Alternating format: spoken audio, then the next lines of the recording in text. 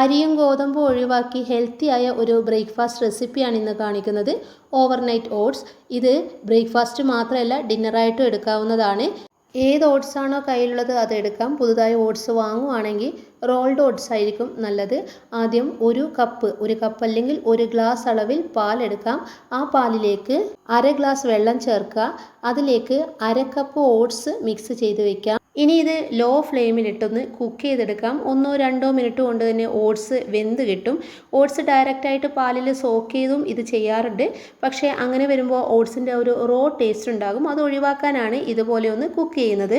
Oats cook ചെയ്യുമ്പോൾ നന്നായി ഇളക്കിക്കൊണ്ടിരിക്കണം. വെന്ത് കഴിഞ്ഞാൽ തീ ഓഫ് ചെയ്യാം. തണിയുമ്പോൾ ഇത് ഒന്നുകൂടി കുറുകാൻ ചാൻസ് ഉണ്ട്.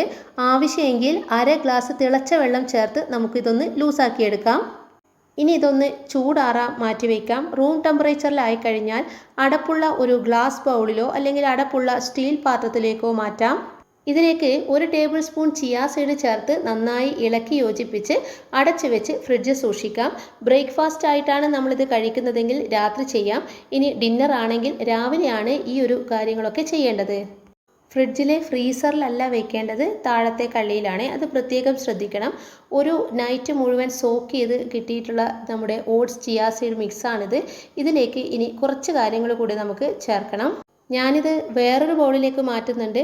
അത് ജസ്റ്റ് ഒരു ഭംഗിക്ക് വേണ്ടി മാത്രമാണ്. അതിൻ്റെ ഒന്നും ആവശ്യമില്ല. ഏത് ബൗളിലാണോ ഫ്രിഡ്ജിൽ വെച്ചത് അതിൽ തന്നെ നമുക്ക് ഫ്രൂട്ട്സ് ഒക്കെ കട്ട് ചെയ്ത് ഇട്ടിട്ട് കഴിക്കാവുന്നതാണ്. ഒരു ആപ്പിളിൻ്റെ 1/4 ഭാഗമാണ് ഇവിടെ എടുത്തിരിക്കുന്നത്. പിന്നെ ഒരു റോബസ്റ്റ പഴം വെച്ചിട്ടുണ്ട്. ഇത്തിരി നട്ട്സ് ചേർക്കാം. ബദാമാണ് ഇവിടെ വെച്ചത്. കുറച്ച് ഡേറ്റ്സ്, പിന്നെ ബെറീസ് എന്തെങ്കിലും ഉണ്ടെങ്കിൽ നിങ്ങൾക്ക് അത് ചേർക്കാം. സ്ട്രോബെറി, ബ്ലൂബെറി അതൊക്കെ ചേർക്കാവുന്നതാണ്. പക്ഷേ എൻ്റെ കയ്യിൽ അതില്ല. പിന്നെ ഇത്തിരി പൊമോഗ്രാനൈറ്റ്, നമ്മുടെ ഉറുമാമ്പഴവും കൂടെ ചേർത്ത് നന്നായിട്ട് മിക്സ് ചെയ്ത് നമുക്കിത് കഴിക്കാവുന്നതാണ്. നമ്മുടെ വയറ് ഫില്ലാവുകയും ചെയ്യും, എന്നാൽ നല്ല ടേസ്റ്റുമാണ്. പിന്നെ ഇത്തിരി വേണമെങ്കിൽ ഇത്തിരി നമുക്ക് തേനും കൂടെ ചേർത്ത് ഇതൊന്ന് ഡ്രസ്സ് ചെയ്യാവുന്നതാണ്. ഹണി ചേർക്കുമ്പോൾ അത് വേറൊരു ടേസ്റ്റുമാണ്. പക്ഷേ അത് ഹെൽത്തി ആയിട്ടുള്ള ഒരു മധുരം തന്നെയാണല്ലോ. എല്ലാവരും ഈ രീതിയിലൊന്ന് ചെയ്തു നോക്കുക. തീർച്ചയായിട്ടും ഇഷ്ടപ്പെടും. താങ്ക്